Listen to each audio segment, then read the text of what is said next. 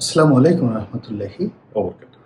সম্মানিত দর্শক, ধানমন্ডির ৩২ নম্বরে অবস্থিত বঙ্গবন্ধুর যে বাসভবন, এটিকে বুলডোজার দিয়ে রীতিমতো গুঁড়িয়ে দেওয়া হয়েছে এবং মাটির সঙ্গে মিশিয়ে দেওয়া হয়েছে। এবং এই যে ধ্বংসযজ্ঞ, এটিকে রীতিমতো উৎসবে পরিণত করার জন্য হাজার হাজার মানুষ সেখানে উপস্থিত ছিল। এবং সঙ্গত কারণে বাংলাদেশে যে বহু মতের লোকজনের বসবাস, তাদের মধ্যে যারা বঙ্গবন্ধু বিরোধী, শেখ হাসিনা বিরোধী, আওয়ামী লীগের যে শাসনামল, সেই শাসনামল দ্বারা নিষ্পেষিত, এবং কিছু কিছু মানুষ রয়েছে যারা সবসময়ই যে কোনো ধ্বংসযজ্ঞতে তারা তালি বাজায়। এরকম অসংখ্য লোক সেখানে উপস্থিত ছিলেন এবং তারা উল্লাস ধ্বনি দিয়েছেন, সন্তুষ্টি প্রকাশ করেছেন এবং শেখ হাসিনার এবং তার পরিবারের ১৪ গোষ্ঠী উদ্ধার করেছেন। আবার ওখানে যারা উপস্থিত তারা কেউ কেউ সেখানে গণ টয়লেট বানানোর কথা বলেছেন, কেউ মসজিদের কথা বলেছেন, কেউ আবার জুলাই আগস্ট বিপ্লবের যে শহীদান তাদের বাসভবন নির্মাণের কথা বলেছেন। তো এই পর্বটি এখানে শেষ হয়ে গেছে।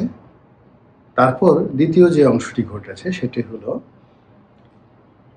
শেখ হাসিনার স্বামীর যে ভবন বা বাসভবন ধানমন্ডিতে, সুধা সদন নামে যেটি পরিচিত, সেখানে আগুন লাগানো হয়েছে। সেখানে ধ্বংসযজ্ঞ এখনো পর্যন্ত আমি যে ভিডিওটি করছি ৬ তারিখ বিকাল ৩টার সময়, তো এরকম সেখানে বুলডোজার লাগিয়ে এখনো পর্যন্ত ভাঙা হয়নি।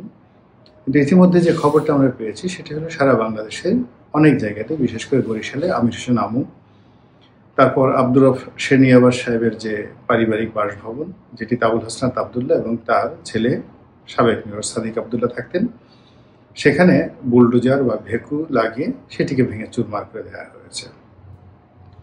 এর বাইরে যেটি হয়েছে সেটা হলো মাহবুল আলম হানিফ কুষ্টিয়াতে তার যে বাসভবন, সেটাতেও ধ্বংসযজ্ঞ চালানো হয়েছে। এবং আজকে ফেসবুকে দেখলাম, সত্য মিথ্যা জানি না, জনাব ওবায়দুল কাদের বাড়িতেও একই রকম ধ্বংসযজ্ঞ চালানো হচ্ছে বা হবে, এরকম কথাবার্তা। এরপর এই যে যা কিছু হয়েছে, এটা নিয়ে মানুষের মধ্যে যারা এই কর্মকাণ্ড করেছে তাদের মধ্যে একটা ঈদের উৎসব বা আমেজ কাজ করছে এবং তাদের সাহস এবং শক্তি অতীতের যে কোনো সময়ের চাইতে এখন তুঙ্গে। এবং তারা তাদের এই কাজের সফলতা তারা বাংলাদেশের আনাচে কানাচে ছড়িয়ে দিতে চায়। ফলে আওয়ামী লীগের যে সকল দোসর রয়েছেন, যারা গত ১৫টি বছর ধরে মানুষের বিরক্তি, মানুষের অশ্রদ্ধা এবং মানুষের বদদোয়ার উপলক্ষ ছিলেন, সে সকল মন্ত্রী, এমপি, আমলা কামলা টার্গেট করে করে তাদের বাড়িঘর আক্রমণ চালানো হবে বা হওয়া উচিত, এই ধরনের প্রচার এবং প্রোপাগান্ডা চলছে। তো ধরুন, সে অর্থে যদি বাংলাদেশের ৩০০ জন সংসদ সদস্য যারা আছেন তাদের বাড়িঘর, যে সকল সচিব ছিলেন, আইজি ছিলেন, তারপরে সেনাবাহিনীর যে সকল কর্মকর্তা ছিলেন, বিশেষ করে যারা ডিজিএফআইয়ের কর্মকর্তা ছিলেন, এনএসআইয়ের কর্তা ছিলেন, পুলিশের বিশেষ বিভাগের কর্মকর্তা ছিলেন, যেমন হারুন, বিপ্লব কিংবা হাবিব অথবা বেনজির, তো তাদের বাড়িঘরকে টার্গেট করে যদি আগামী ১ সপ্তাহের মধ্যে এইভাবে আক্রমণ চলে, এটাকে আপনি কি বলবেন? দ্বিতীয়ত, সেই যে বঙ্গবন্ধুর বাসভবন ৩২ নম্বরে যারা ধ্বংসযজ্ঞ চালিয়েছেন, তাদের একটা স্লোগান ছিল যে তাদের পরবর্তী টার্গেট হলো টুঙ্গিপাড়া। তারা ঢাকা থেকে সদর বলে টুঙ্গিপাড়া যাবেন এবং টুঙ্গিপাড়াতে গিয়ে বঙ্গবন্ধুর যে বাসভবন সেটি ভাঙচুর করবেন। এখন পর্যন্ত তার মাজার বা তার যে কবরস্থান, এটি ধ্বংস করার কথা বলা হয়নি। তবে ওখানে দুটো বাড়ি রয়েছে, একটা হলো বঙ্গবন্ধুর পৈতৃক বাড়ি, আর তার পাশেই শেখ হাসিনা তার বসবাসের জন্য একটি নতুন বাড়ি নির্মাণ করেছেন, সেই বাড়ি। এর বাইরে সেখানে শেখ সেলিম সাহেবের বাড়ি আছে, পরশ তাপসের বাড়ি আছে কিনা আমি বলতে পারবো না। তো এই যে টুঙ্গিপাড়াতে যদি ভাঙচুর হয় এবং ঢাকা থেকে যদি হাজার হাজার মানুষ বাস ট্রাক ভরে সেখানে যায়, তো সেই পরিস্থিতি আগামীতে কিভাবে সামাল দেওয়া হবে সেটি নিয়ে হয়তো আইন শৃঙ্খলা রক্ষাকারী বাহিনী তারা চিন্তা ভাবনা করবেন। এখানে আমি আমার আলোচনাকে দুটো অংশে আমি বিভক্ত করতে চাই। প্রথম অংশ হলো যে আজকের এই যে ঘটনাটা, এই ঘটনাটা কেন ঘটলো। এক নম্বর কারণ হলো প্রকৃতিগত কারণে এই ঘটনাটি ঘটেছে। আওয়ামী লীগের শাসনামলে এরকম বহু স্থাপনা ধ্বংস করেছেন এবং বহুজনের স্থাপনা ধ্বংস করার চেষ্টা করেছেন এবং অসংখ্য মানুষের অভিশাপ, চোখের পানি তাদেরকে গ্রাস করেছিল। বেগম জিয়ার বাড়ি ভাঙার কথা আমরা সবাই জানি এবং আমি একজন ক্ষুদ্র মানুষ। আমার বাড়িটিও 2022 সনে ভেঙে একেবারে মাটির সঙ্গে গুঁড়িয়ে দেওয়া হয়েছে। তো শেখ হাসিনার বাড়ি নিয়ে তার যেভাবে আবেগ রয়েছে, অনুভূতি রয়েছে, আমার বাড়ি নিয়েও কিন্তু আমার আবেগ ও অনুভূতি কম নয়। এবং সেখানে যে নির্মমতা চালানো হয়েছে, একটা মিনিট সময় দেওয়া হয়নি। কোনো মতে আমার 75 বছর বয়স্ক বৃদ্ধা মা সেখান থেকে বের হতে পেরেছেন। আমার ভাইয়ের স্ত্রী এবং তার দুটো শিশু সন্তান, এর মধ্যে একটি শিশু সন্তান যার বয়স ওই মুহূর্তে 9 বছর ছিল, মেয়ের সন্তান, সে ওই যে ঘটনার যে দৃশ্য বা তাণ্ডব, এটার কারণে কি হলো, সে রীতিমতো মানসিকভাবে অসুস্থ হয়ে পড়েছে এবং এখনো পর্যন্ত তার সে মানসিক যাকে বলা হয় অসুস্থতা রয়ে গেছে।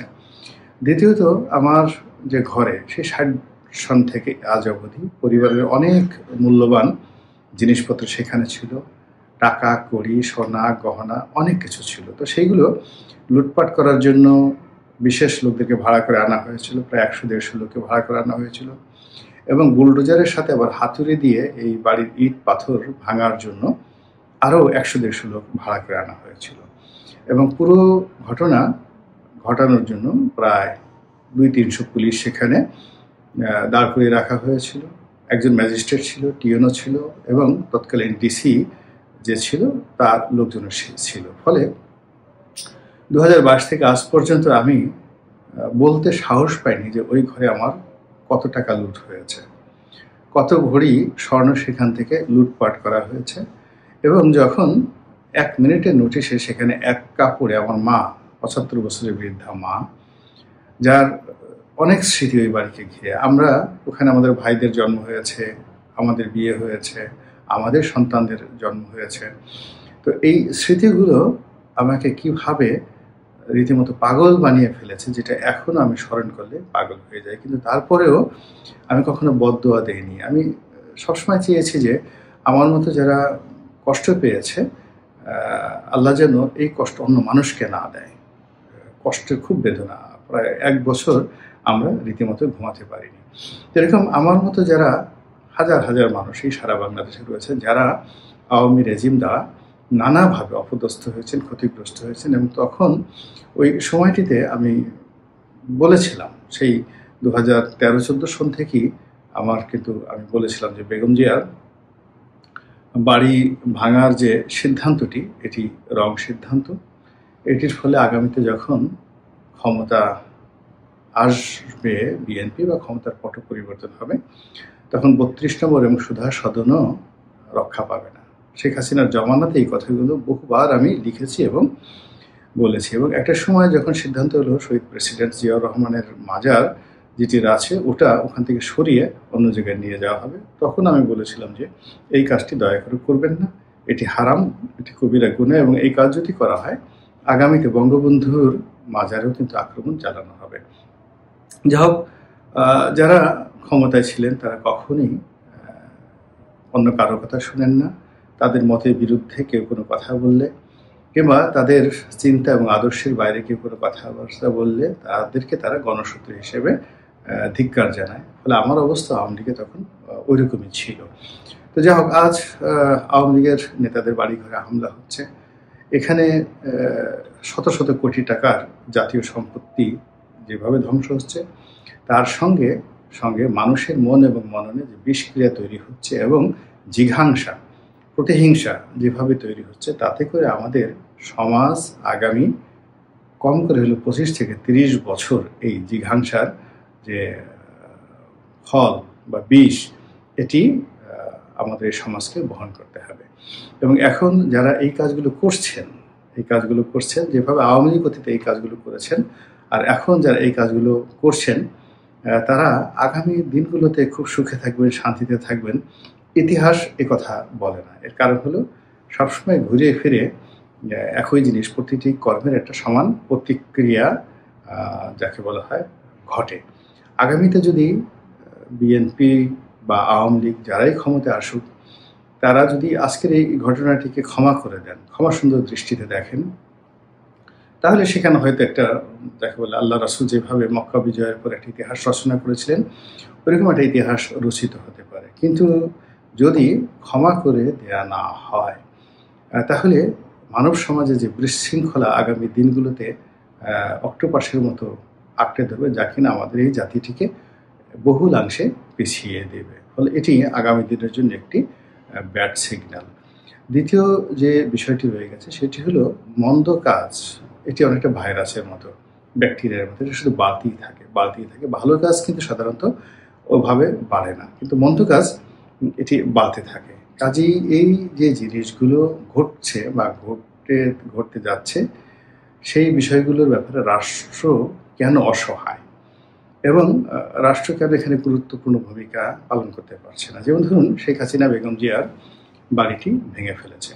এখন সেটা রাষ্ট্রীয় সিদ্ধান্তে, রাষ্ট্রীয় মেশিনারিজ ব্যবহার করে করা হয়েছে। ফলে সেখানে কিন্তু মব হয়নি, বিশৃঙ্খলা হয়নি, এবং ওটার সূত্র ধরে বিএনপির অন্য কোনো নেতাদের বাড়িতে কিন্তু আক্রমণ চালানো হয়নি, কিংবা বিএনপির লোকজনও কিন্তু আওয়ামী লীগের নেতাকর্মীদের বাড়িঘরে আক্রমণ চালায়নি।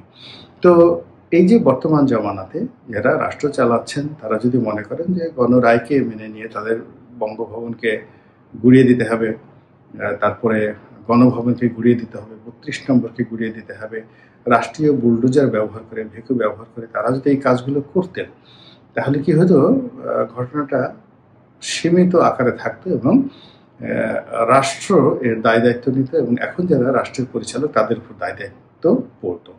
কিন্তু এখন যেভাবে রাষ্ট্র এই টোটাল যে মবটা হলো, এই মবের ব্যাপারে তারা চোখ বুজে থাকলো, অথবা তারা অসহায় হয়ে পড়লো, অথবা তারা এটা প্রিভিলেজ দিল, অথবা তাদের সামর্থ্যের বাইরে এই ঘটনাগুলো ঘটলো, অথচ দায় দায়িত্ব কিন্তু কোনো অবস্থাতেই ডক্টর মোহাম্মদ ইউনূস থেকে শুরু করে তার যারা কর্তা ব্যক্তি রয়েছে কেউ এড়াতে পারবেন না। অধিকাংশ এর সঙ্গে হাজার হাজার হাজার হাজার মানুষকে সংযুক্ত করে দেওয়া হলো। এবং আজকের এই যে প্রযুক্তির যুগে কারা কারা সেখানে গিয়েছেন, কি কর্ম করেছেন, কিভাবে হয়েছে, সব কিছু রেকর্ড এটি দেশ বিদেশে ছড়িয়ে রয়েছে। ফলে এই রেকর্ডগুলো যখন যে যেভাবে দেখবে, তার মনের মধ্যেই তখন প্রতিহিংসা বা জিঘাংসা জাগ্রত হয়ে যাবে। কাজেই যা কিছু হয়েছে, যে ক্ষতি হয়েছে, সেই ক্ষতি আমরা আর পূর্ণ করতে পারবো না, কিন্তু এই ধরনের ক্ষতি যেন আর না হয় সে ব্যাপারে রাষ্ট্রকে এগিয়ে আসা উচিত, সরকারকে এগিয়ে আসা উচিত। আর এখানে বাংলাদেশে যাওয়া হয় এরকম বড় বড় দুর্ঘটনার মাধ্যমে সবসময় একটা ক্ষমতার পট পরিবর্তন হয়। একটা সময় দেখা গেল 1956 এবং 57 সনে সারা বাংলাদেশে এভাবে বড় বড় পাট কলে, পাটের গুদামে, জুট মিলে, তারপরে টেক্সটাইল মিলে একটার পর একটা আগুন দেওয়া হচ্ছিল, এবং সেই আগুনের প্রেক্ষিতে কিন্তু ভারতের মদদে কেউ কেউ বলে এই ঘটনাগুলো ঘটিয়েছে, কিন্তু আলটিমেটলি দেখা গেল যে পাকিস্তানের কেন্দ্রীয় সরকারে এই প্রথম সামরিক শাসন আসলো। তো ওই যে সামরিক শাসন এসেছে 1958-এ, এখনো পর্যন্ত কিন্তু পাকিস্তান সেই সামরিক শাসনের অভিশাপ থেকে বেরোতে পারেনি। তো কাজেই আমরা যদি একটি ব্যর্থ রাষ্ট্রের দিকে এগোই এবং আমাদের ঘাড়ের উপর যদি একটি সামরিক শাসন দীর্ঘমেয়াদে চলে আসে, তাহলে আলটিমেটলি আজকের যে উল্লাস, সেই উল্লাসের কিভাবে সেটি যে কান্নায় পরিণত হবে, এটা কেবল আগামী দিনই দেখা যাবে। মহান আল্লাহ আমাদের সবাইকে হেদায়েত দান করুন এবং হেফাজত করুন। আসসালামু আলাইকুম ওয়া রাহমাতুল্লাহি ওয়া বারাকাতুহু।